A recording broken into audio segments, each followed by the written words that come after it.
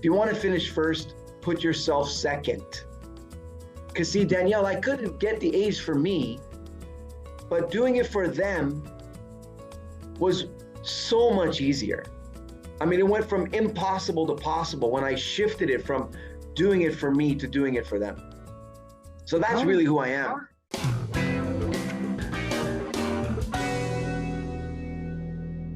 So before we go into this, would love to have something from the heart. You know, every subscription, every like, every share means the world to us. We are not sharing just numbers. It's about incredible community we build by interviewing great leaders, sharing their great stories. It's more than just support. It's a journey we're taking together to spread these great minds with their even greater stories. Today we have a distinguished guest, Dr. Oudi Abouchacra, international recognized performance coach and speaker. Dr. Oudi is the co-author of Amazon best-selling book, Work Your Network with the 4C's, and the upcoming author also of Fear Forward. Join us as we delve into the secrets of building steady stream of referrals. This is a secret of business success, the art of personal growth, and the intriguing story of Speakology. I'm Daniel Tokod, your host, and today we have the founder and a great mentor. So, hello, Dr. Oudi. Hi there. How are you? Thanks for having me. Amazing. Perfect, thanks. I would always love to hear it from the guest to introduce himself. So, who is Dr. Oudi? Wow. Well, I think every story has a starting point. When someone asks me who I am, obviously I talk about what I do, and I am a performance expert. I wear many hats. I'm a chiropractor part-time, but most of the time I'm coaching, speaking, and writing. But when we get to a deeper layer of kind of who I am and where my story starts, I really believe it started when I was 21 years old. I was diagnosed with cancer, and it's not a sad story. It's actually, it was one of my greatest gifts. And when I was diagnosed with cancer, it was really hard on me, of course, but it was even harder watching my family, especially my mom, go through from the news to the whole treatment and everything I had to do. And what's so interesting is that I remember sitting in my room one day thinking, like, this literally could be the end. And then I heard this lyric from Bob Marley, the song called Pass It On. And the lyric said, live for yourself and you live in vain. Live for others and you live again. And I was like, what does that really mean? Living again, living for others. I racked my brain. And then I thought to myself, you know what? I'm going to leave a gift for my family. If I don't make it, when they think of me, I want them to think of this gift that I gave them. Besides the gift of me living, of course, that would be the greatest gift. And that wasn't guaranteed, but what was more guaranteed is I could do something that they would never expect, that they would least expect. And that was getting straight A's on my final exams. Leaving an impact to be remembered for. To be remembered, because I never got A's. I was considered to be the athletic guy. School never came naturally to me. Okay. And so I thought, man, you know what? Straight A's, and not just straight A's, but straight A's on my finals. Like, that's really raising the bar. Well, you know what? To my surprise and to theirs, with great difficulty, I got the A's. Beautiful. I got the A's, and I learned this valuable lesson, and that is that if you want to get an A in life, if you want to finish first, not better than anybody else, but just the best version of yourself, if you want to finish first, put yourself second. Because see, Danielle, I couldn't get the A's for me, but doing it for them was so much easier. I mean, it went from impossible to possible when I shifted it from doing it for me to doing it for them. So that's really who I am, is someone who's dedicated to living a life of service.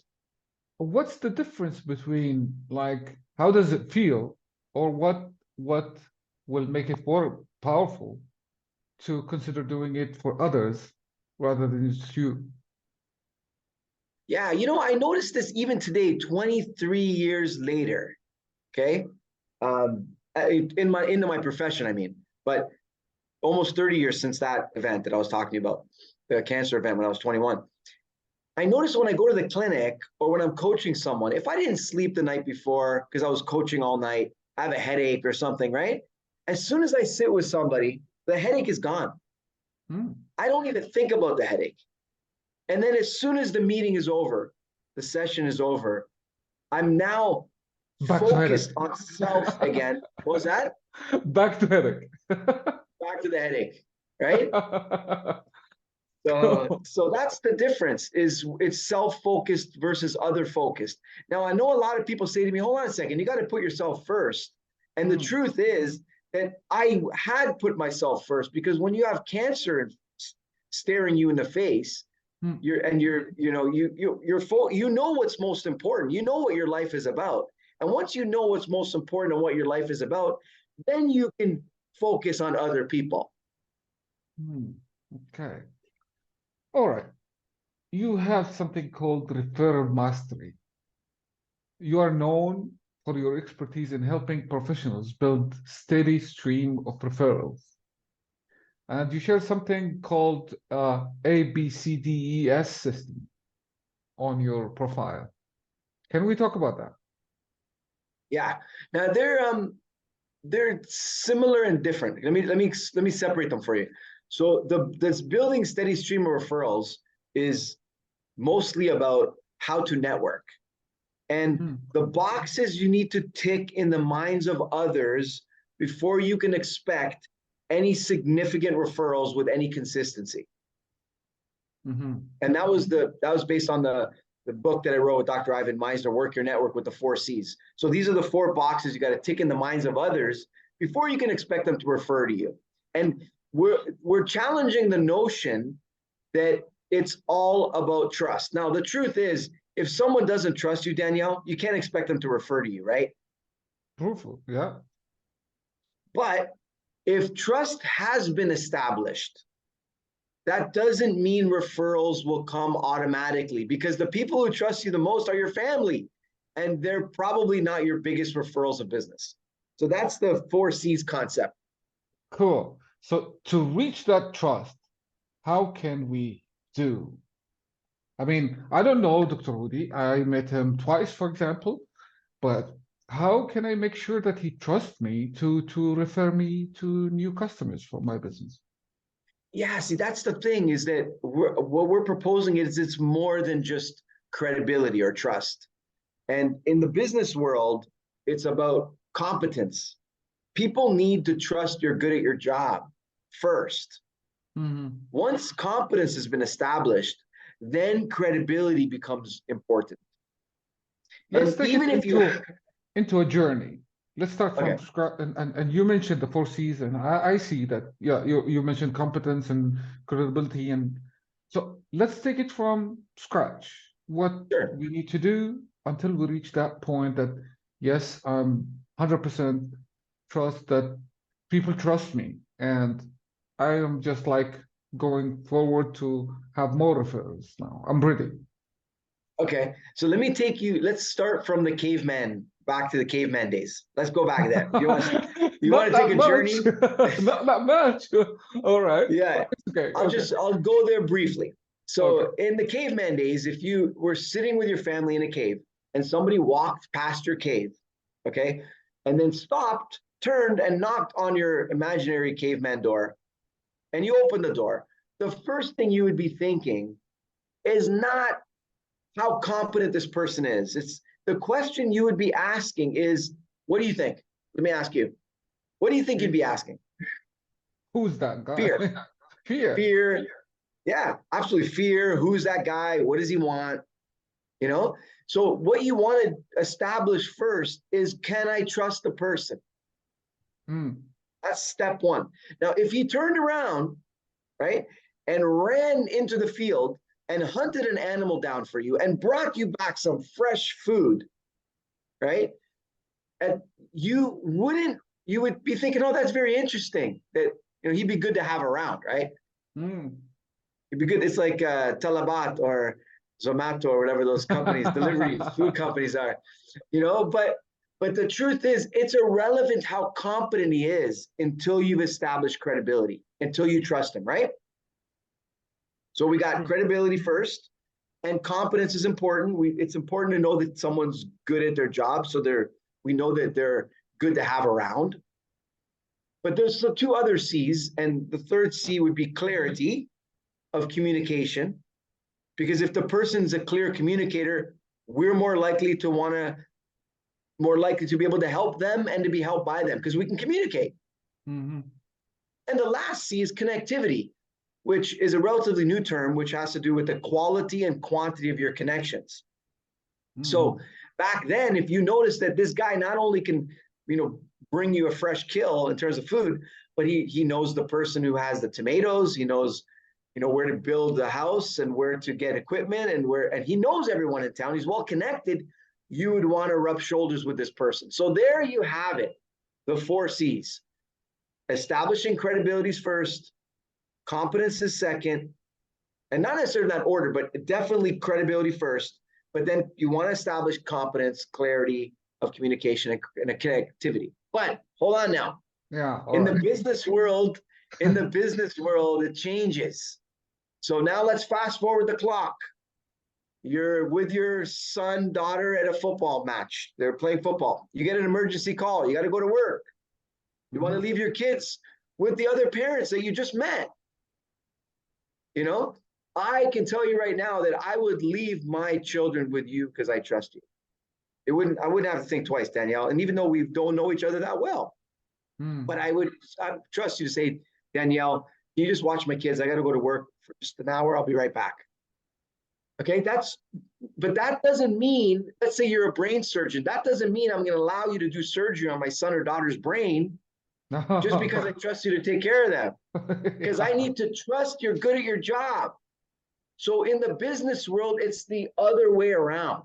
In the business world, it starts with competence.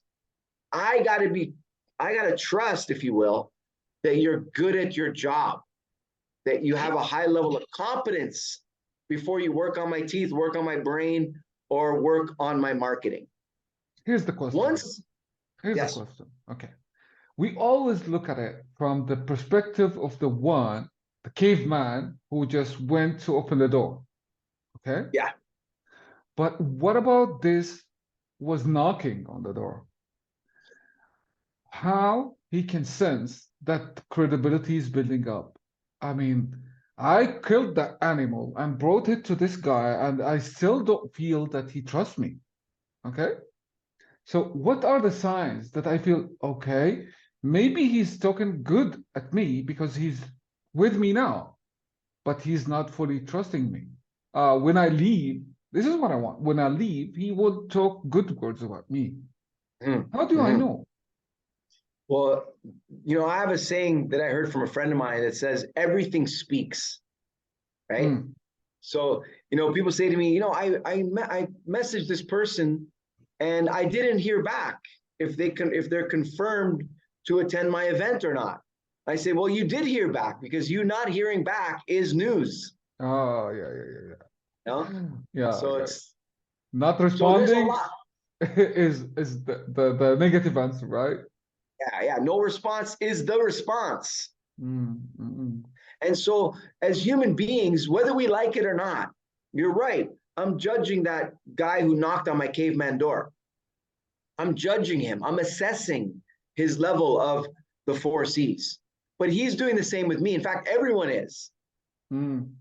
So if you feel like you're not connected to someone, there isn't rapport built between you and that person, it's important to ask yourself, what has been the content of my interaction with this person? Have I listened thoroughly to what this person, is speaking about? Did I listen enough to try to help this person? Am I relaying the message that I care and I really want to help you? And so many other factors. I mean, it's really tough to break it down, but it's really about service, right? Because if you serve somebody, you win their trust quickly. Let's apply this to business world. Okay. Yeah. Again, I love the story of the caveman. So I'm going back to this story. Uh, in the business world, do you advise business people who want to sell their services to offer something free as a gesture at the beginning? Is this the way to start the relationship of gaining trust, or free equals zero value? These are two Yeah, schools. it's a great question. And I really believe that whenever you do something for free, it's important that you do it for free when you have not established competence in their eyes. If that's why a lot of speakers will do a free talk, or there could be a free discovery session, because the truth is people don't really know your level of understanding, your level of expertise. So I encourage business professionals to offer some free content. That's what social media is, right? You go online, you hear somebody speak a few times, and there'll be a certain point when you feel like you crossed that threshold of credibility, that competence. They've crossed that line that says, I'm not sure if they're competent here. I'm sure they're competent now, right? But that might be 7 videos, 14 videos. It might be 3 conversations, 4 coffees. You know what they talk about, the touch points in sales. Well, that's really what it's about, right? The person didn't buy now, didn't buy now, didn't buy now. All of a sudden they buy. Why did they buy at this point? Because at this point, either one, they're sure that they need this thing. The need hasn't been established, but now the need is clear. And number 2, they know that you're the ideal person, or you have the ideal product to fill that need. So free doesn't necessarily mean no value, right? Because the comedian who's now top of the game started off probably doing jokes for free in the living room. And so there was value there. It's a let's say a stage at the beginning. It is a stage. Yeah. Maybe but not even forever. people who, right, not forever. And there's even people who will continue to do things for free, even if they don't need the money. There's people that don't need to work for money. And there's another interesting twist here, Danielle, is that when I do free discovery sessions with people that I'm interested, or they're interested in, looking for a coach, they sit with me and I do this free discovery session, right? So they're kind of feeling me out, right? They want to ask me some questions. How long have I been doing it? Blah, blah, blah. Can I help them with their issue? Have I worked with people with similar issues before? So they think, just between you and me, that they're assessing me for a coaching position. Sure. But I'm also, and that's true, I do want to showcase my solution because I want to help them. But I'm also assessing them as coaching clients. Because even if they reach into their pocket and pay me 50,000 dirhams, $10,000, whatever the price is, right? If I don't get the result, that costs me more than I made. Because they're going around saying, this Dr. Oudi guy thinks he knows what he's talking about, but he doesn't. That's why I'm assessing them to see, when I speak, are they listening? When I ask a question, are they answering? Are they dodging? Can they be fully transparent with me?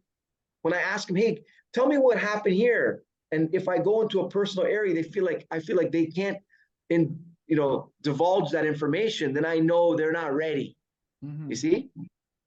So it goes both ways. You're absolutely right. Knocking on the door and receiving the visitor. Okay. How about we move forward with fear forward? Sure. Nice one. Your upcoming book sounds intriguing. Can you just give us a quick glimpse of what is it talking about? Absolutely. So the first thing I want to say is I called it Fear Forward because I really, honestly, genuinely believe that the only way to truly move forward in your life, and not just tiny baby steps, I'm talking quantum leaps forward, giant steps forward. The only way to move forward is to face your fears. That's number one. Fears. The biggest fear for most of, at least the ones I know, is that to step on that stage and start speaking. That is the fear, the top fear of their life. It's like, yeah, everybody's looking at me, and I'm under the spotlight. This is really a big challenge for many, many people I know. So let's talk about Speakology, the term you have talked about, right? Yeah, sure. It caught my attention actually.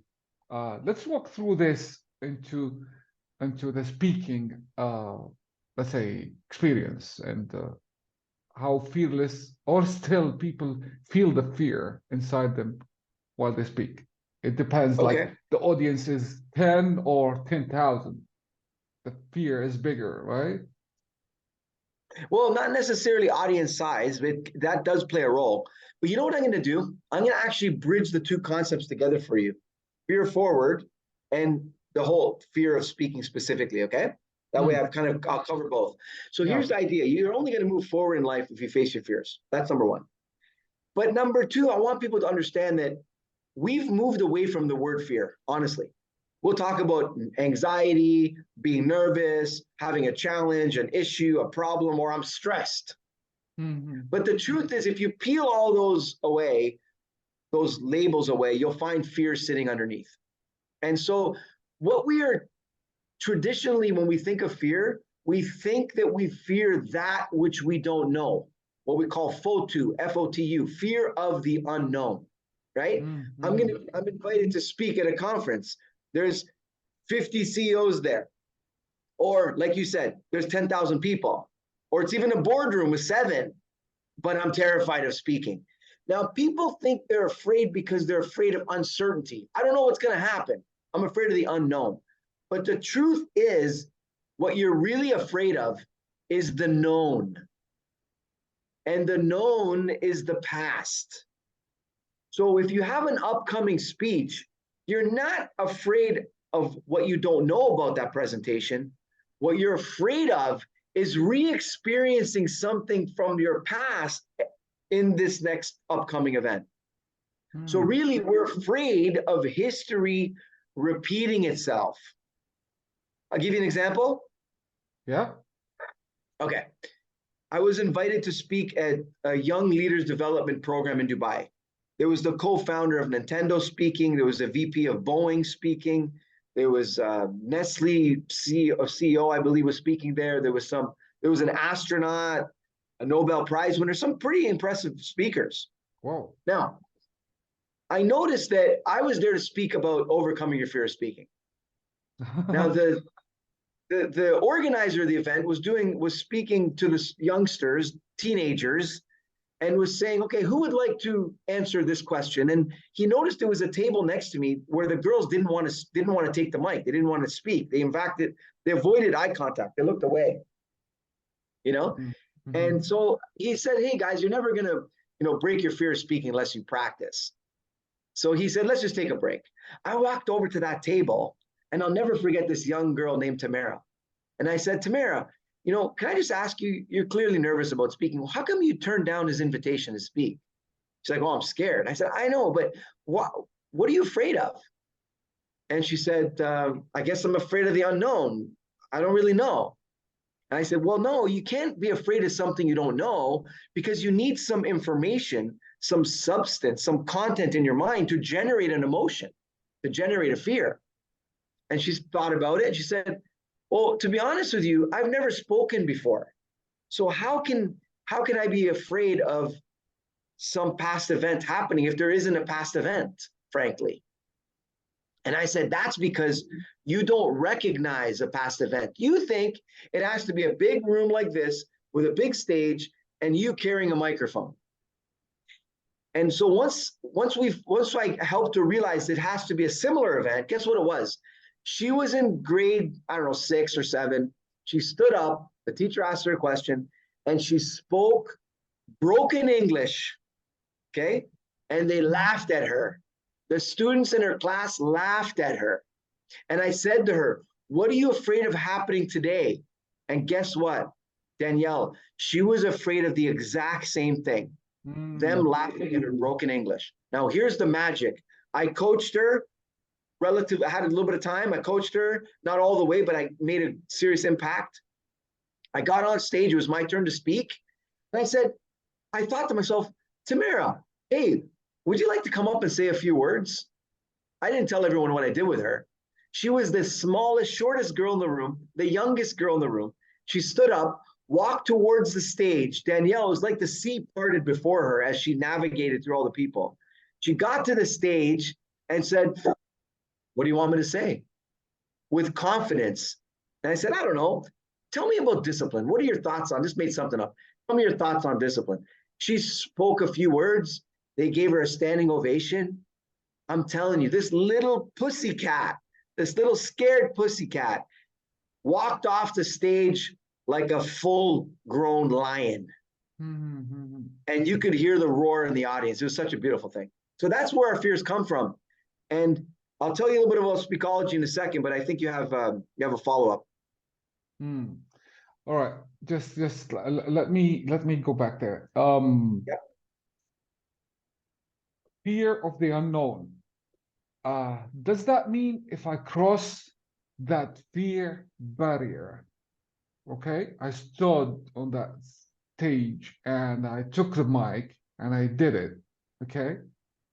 Does that mean that next time I won't be having that fear again? What lies beyond that fear?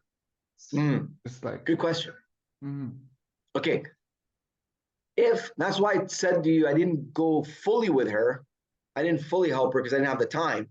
But I cleared what I call a source event or source incident.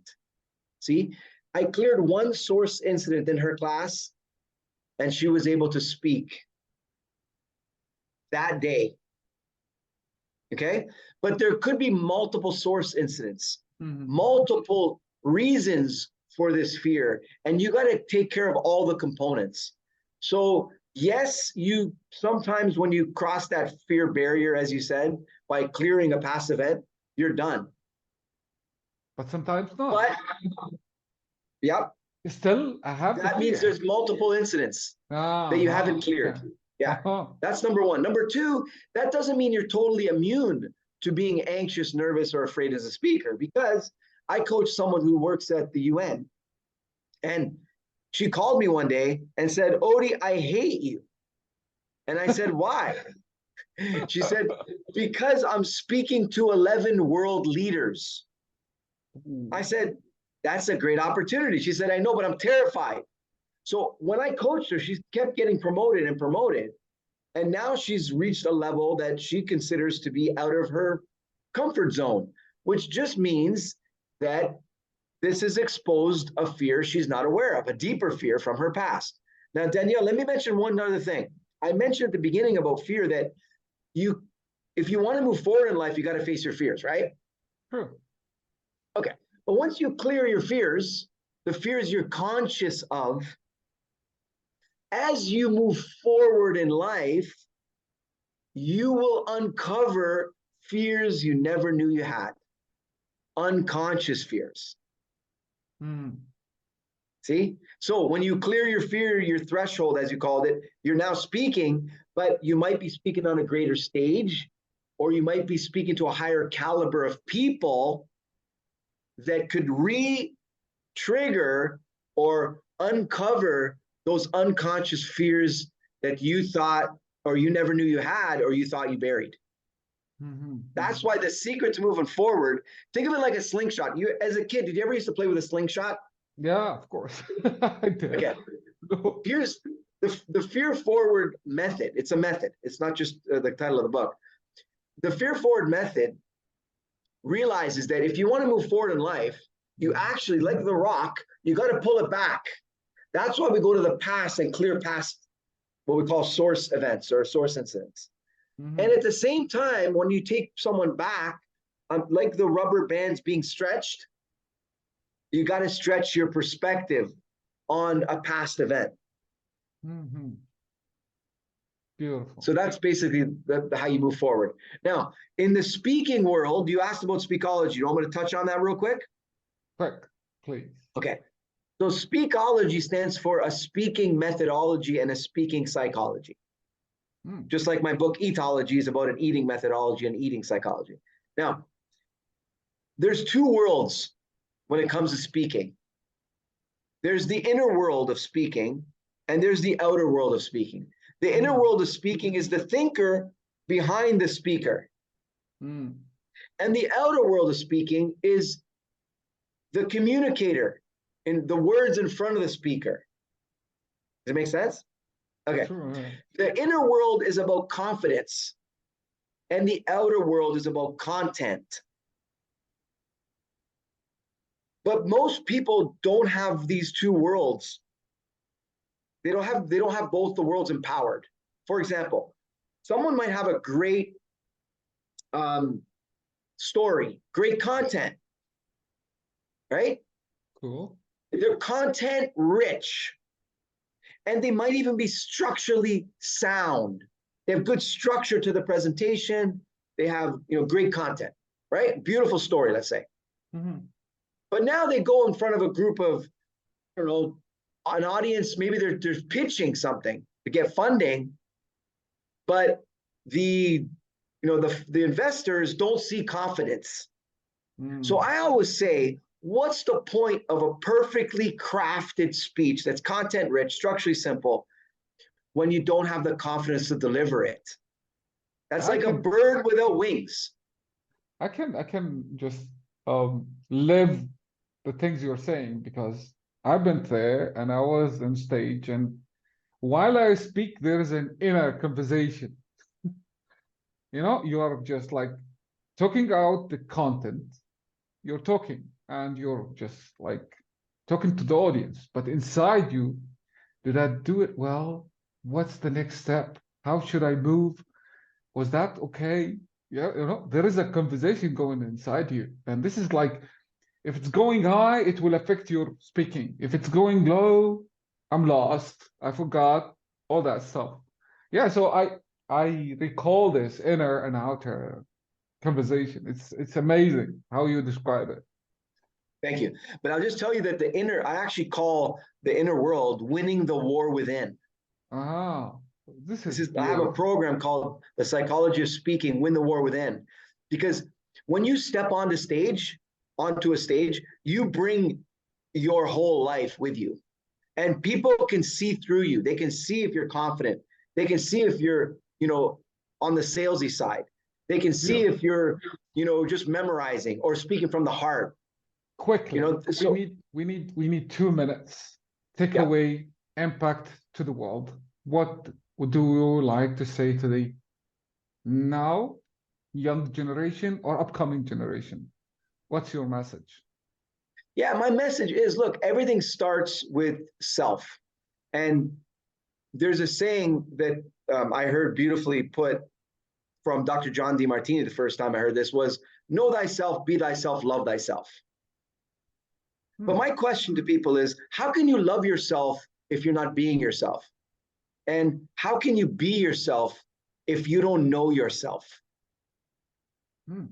And so knowing yourself is really has many layers, but one of them is about knowing your fears, knowing the things that are holding you back. The reason why you're not doing ABC is because of fear ABC behind it. So it's really important to know what your fears are. Even though you don't want to use the word fear, you might want to use the word challenge, problem, obstacle, issue, stress, but it's fear in the end. I don't care what you call it. So that's number one. Number two. Yeah. Once I know the fear, I have to forefront, not just escape, right? Yes. You want to not just acknowledge that, hey, I'm afraid of speaking, but do something about it, unless you're comfortable with your life the way it is. But if you want to grow, and most people come to me want to grow, you got to face that thing. And if you've given yourself enough time to lose weight, to break your fear of speaking, and you can't do it, that's when you reach out for help, because obviously it's not your area of expertise. Beautiful, beautiful. Well, thank you very much, Dr. Oudi, for sharing really invaluable insights and wisdom with us today. It has been a pleasure having you on Monday Talks, and we look forward to seeing you with these transformation principles for the audience to benefit from and take it like maybe a tool to improve their personal growth and be better, face their fears, and overcome those fears. So to all of our viewers, remember to follow, like, subscribe Monday Talks, and for more insightful conversation like this one. Until next time, stay empowered and take care. Thank you very much, Dr. Oudi. Thank you. It was awesome.